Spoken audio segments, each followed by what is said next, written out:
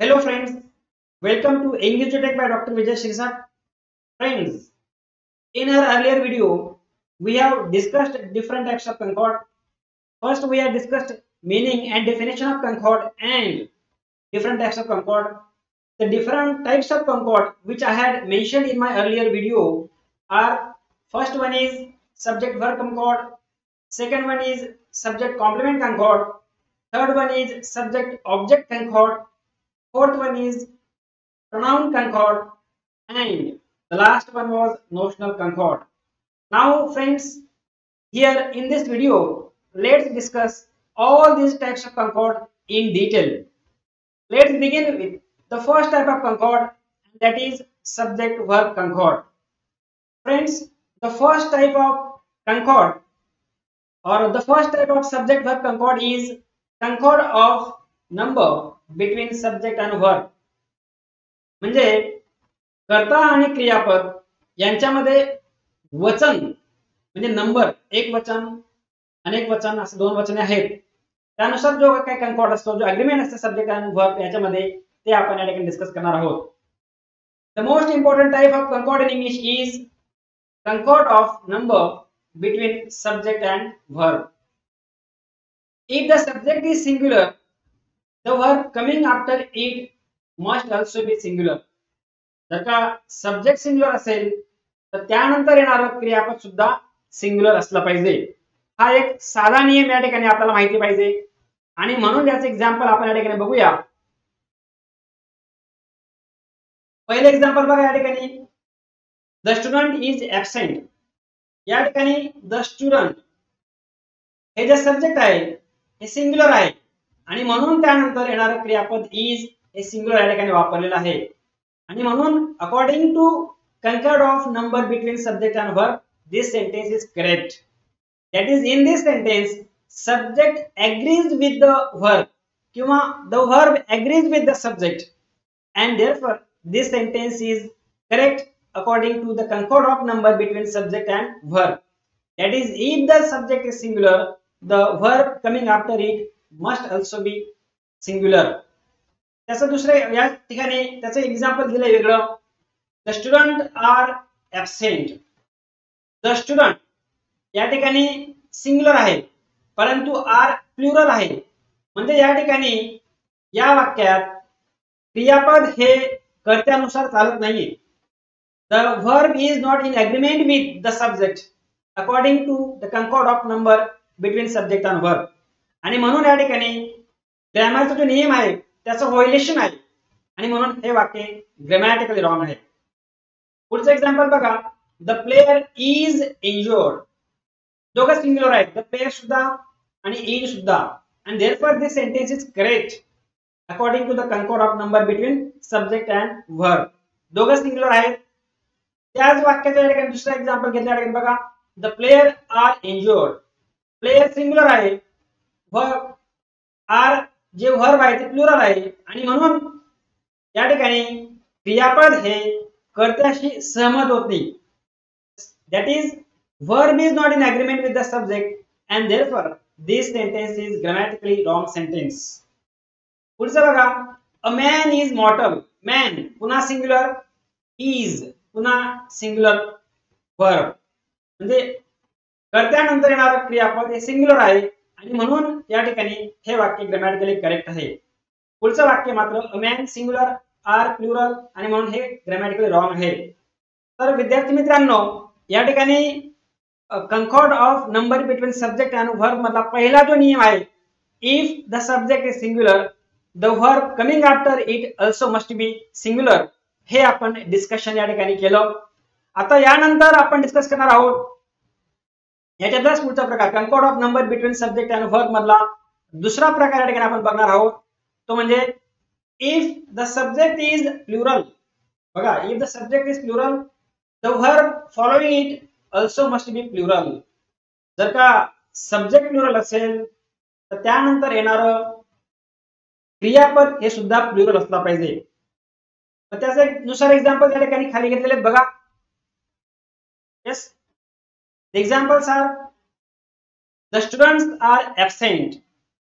या पहिल्या एक्झाम्पल मध्ये the students या ठिकाणी प्लुरल आहे आणि म्हणून नंतर जो आर आलेला आहे तो मात्र या ठिकाणी तो सुद्धा प्लुरल आहे. दोघं सब्जेक्ट प्लुरल, वर्ब प्लुरल, आणि म्हणून this sentence is according to the concord of number between subject and verb, and therefore this sentence is grammatically correct sentence, my dear friends. पुढचं बघा, the student is absent. या ठिकाणी the students plural आहे, नंतर येणारं verb is मात्र singular आहे आणि म्हणून हे वाक्य ग्रामॅटिकली रॉंग आहे. पुढचं बघा, the players are injured. the players plural are verb जे आहे ते सुद्धा plural, and therefore here the verb is according to the subject, that is the verb is in agreement with the subject, the verb agrees with the subject, and therefore this sentence is grammatically correct. The next one is the players is injured, wrong, because here the verb does not agree with the subject. कारण की आपला नियम काय आहे, if the subject is plural the verb following it also must B plural, आणि म्हणून या ठिकाणी त्या क्रियापद हे त्या सब्जेक्ट नुसार नाहीये आणि म्हणून हे रॉंग आहे ग्रामॅटिकली. पुढचं एक्झाम्पल बघा, men are मॉर्टल. Yes, main plural आहे आणि म्हणून नंतर येणारं वर्ब सुद्धा प्लुरल आहे आणि म्हणून it is grammatically correct sentence. पुढचं वाक्य, main is मॉर्टल. Wrong, because the verb does not agree with the subject, and therefore it is grammatically wrong sentence. तर मित्रांनो, आपण या ठिकाणी concord of number between subject आणि वर्ब मधलं पहिला नियम बघितला. जर का कर्ता सिंग्युलर असेल तर वर्ब सुद्धा सिंग्युलर असला पाहिजे. दुसरा नियम बघितला तो म्हणजे जर का सब्जेक्ट म्हणजे कर्ता हा प्लुरल असेल तर त्यानंतर येणारा क्रियापद सुद्धा प्लुरल म्हणजे अनेक वचनी असलं पाहिजे. हा एक साधा नियम आपण या ठिकाणी बघितला. आता याच्यातला जो पुढचा प्रकार आहे तो म्हणजे जर का समजा त्या वाक्यामध्ये क्लॉज असेल आणि त्या क्लॉजचा वापर सब्जेक्ट म्हणून केला असेल तर मग त्याचा तुम्ही नेमका काय कसा त्याचा उपयोग करणार, सिंग्युलर म्हणून करणार की प्लुरल म्हणून करणार. तर या ठिकाणी नियम असा आहे की if a clause which works as a subject is, if there is a clause which works as a subject, it is always regarded as a singular subject. If there is a clause in the sentence and that clause works as a subject, it is always considered as a singular subject, and therefore the verb which comes after that subject, that clause must be singular verb. म्हणजे जर का वाक्यामध्ये clause असेल आणि तो clause सब्जेक्टचं काम करत असेल, कर्त्याचे काम करत असेल तर त्यानंतर येणारा क्रियापद सुद्धा त्या ठिकाणी सिंग्युलर असला पाहिजे, कारण की तो कर्ता सिंग्युलर ट्रीट केला जातो. वाक्यात क्लॉज असेल तर सिंग्युलर म्हणून ट्रीट होतो आणि म्हणून त्या ठिकाणी त्यानंतर येणारा क्रियापद सुद्धा सिंग्युलर असलं पाहिजे. आता तुम्हाला प्रश्न पडला असेल की sir what is meant by clause. Clause म्हणजे उपवाक्य. ऍक्च्युअली क्लॉज कंटेन्स सब्जेक्ट आणि प्रेडिकेट, म्हणजे वाक्यासारखाच तो प्रकार आहे. जसं वाक्यामध्ये सब्जेक्ट आणि प्रेडिकेट असतो तसं क्लॉज मध्ये सब्जेक्ट आणि प्रेडिकेट असतो. थोडक्यात क्लॉज हे पूर्ण वाक्य सुद्धा राहू शकतं, पण क्लॉजचे दोन प्रकार पाडले गेलेले आहेत, ते म्हणजे मेन क्लॉज आणि सबऑर्डिनेट क्लॉज.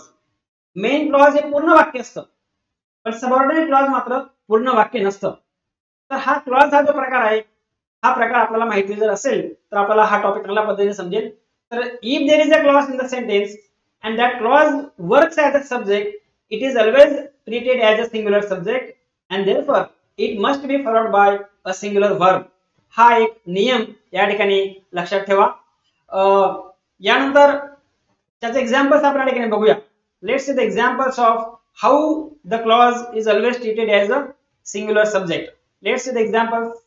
बघा या ठिकाणी हाऊ ही पास्ट, पहिलं जे एक्झाम्पल दिलेलं आहे हाऊ ही पास्ट, इटालिक मध्ये दिलेलं आहे ते मी मुद्दाम. या ठिकाणी हा क्लॉज आहे आणि तो क्लॉज सब्जेक्टचं काम करतो आणि म्हणून त्यानंतर येणारं जे काही क्रियापद आहे इज हे सिंग्युलर या ठिकाणी घेतलेलं आहे आणि म्हणून हे वाक्य सुद्धा या आपल्या नियमानुसार करेक्ट आहे. How he past is not important. तो कसा पास झाला हे महत्वाचं नाही आहे. तो कसा पास झाला, how he passed.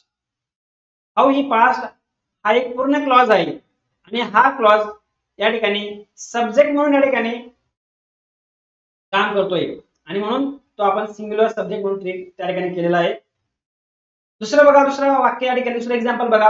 Weather he passed or not is important. बघा या ठिकाणी क्लॉज या ठिकाणी पण आहे, weather he past or not पण हा क्लॉज आहे आणि म्हणून तो त्या ठिकाणी सब्जेक्ट काम करतो म्हणून तो सिंग्युलर आहे आणि म्हणून या ठिकाणी इज हे सिंग्युलर व्हर्ब या ठिकाणी आपण वापरलेले. पुढचं एक्झाम्पल बघा.